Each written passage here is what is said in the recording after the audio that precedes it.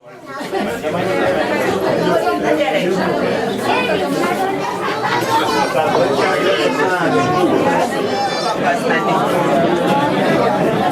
akartok menni?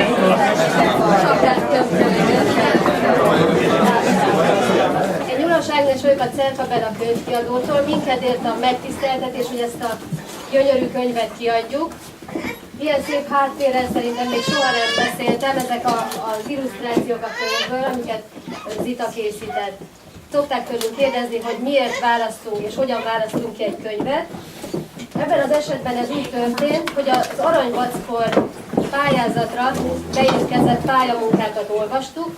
Ahogy megláttam ezt a pályázatot, azon nyomban beleszerettem, és lestipistopiztam. Egy rendhagyó könyvbemutató lesz, Rutkai Bori művészét fogja bemutatni a könyvet, aki most itt főleg illusztrátori minőségben van, de tudjuk, hogy ő zenész is, meg író is. Mind a két szerzőt külön-külön ismertem, és nagyon örültem, hogy létrehoztak egy ilyen szuper könyvet, amit amikor megkaptam, hordoztam magammal, és egy ismerős, amikor meglátta a könyvet, azt mondta, hogy jaj, de jó, hogy ilyen most már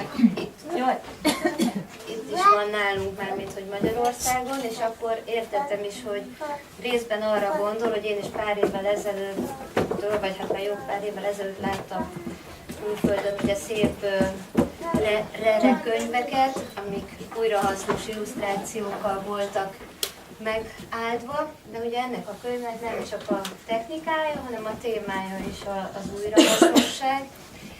És amit a Péter elképzelt, a könyvben szerepel egy sziget, ahol az összes szemét újrahasznosul, ez szerintem, hát én úgy gondolom, hogy minden értelmes, gondolkozású embernek egy vágyképe, legalábbis az enyém is az, és nagyon szerettem volna én is valaha, vagy hát mondom vágyképként, hogy ez a rengeteg szemét, amit termel a kedves, édes civilizáció, ez valahol átalakuljon egy hasznos, értelmes dologgá.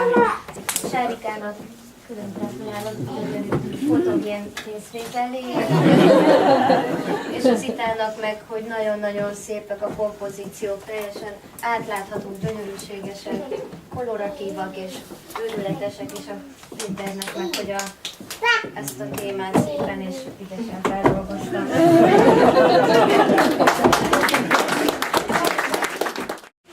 Ez például az én kedvűjeimből és az ásványvízes palackjaimból egy szobor, amit egy nagyon nagy kompozíciónak gondoltam, de aztán makettnek ennyi elég volt megcsinálni, de ez egy modul, tehát ez bármennyire vagy bármilyen mennyiségben folytatható. Kefir, ásványvíz, konzerv, önön kupakjával töltve, és papírmasé urok van rajta, és az van ráírva, hogy barátság kőolajvezeték, használat előtt megrázandó. Megkérem az alkotókat és a Sárit, hogy 4 lábát tegyük meg, én megfogom itt, és rázzuk meg. Mandl Péter a könyv szerzője áll itt a kamera előtt, nagyon szép számban gyűltek ma itt össze. A környezettudatos életmód, vagy pedig az igényes mese érdekli ennyire az embereket, vagy ne talán mind a kettő?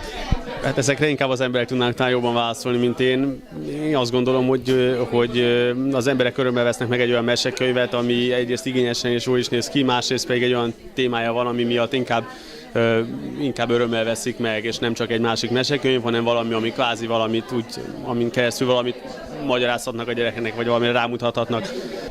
Hogy jött ez a téma? Gondolom, hogy a környezettudatos életmód akkor az ön és családja szívéhez is közel áll, gondolom, hogy ez adta az ihletet. Igen, illetve tulajdonképpen ez az egész mesekönyv ötlete úgy jött, hogy ez Hinc művészeti egyesület volt, ahol én dolgoztam, ott többen együtt dolgoztak az Zitával is, és mi így kerültünk igazából össze, és akkor jött az ötlet, hogy csináljunk egy mesekönyvet ilyen recycling témában.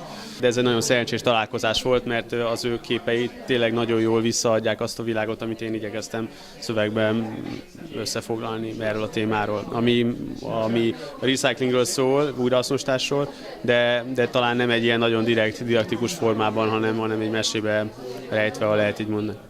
címszereplőt, a kislányát, Sárit is láttuk itt ma este. Ő hogy viseli, vagy általán felfogja el már a könyvvel járó népszerűséget? A Sári az, azt gondolom, hogy ez hál' Istennek a lehető legtermészetesebben áll hozzá. Számára ez egy teljesen köznapi dolog igazából. Nem, még azt sem mondanám, hogy feltétlenül ez a mese a kedvence. Nagyon sok mindent olvas, tudja, hogy van ez a mesekönyv, szereti, de ha most megkérdezem, hogy mit olvasok neki este, akkor egyáltalán biztos, hogy ezt a mesekönyvet mondaná, és ez szerintem így van jól. Van már olyan téma, amin dolgozik, vagy esetleg ez a környezettudatos téma még megihlette további ilyen jellegű írásokra? Hát ennek a könyvnek most dolgozom a folytatásán, ahol a szereplők, nem is a Sári, hanem a Robi és a Gyapóc nevű mackó visszatérnek a szigetre, ahol egy újabb problémával szembesülnek.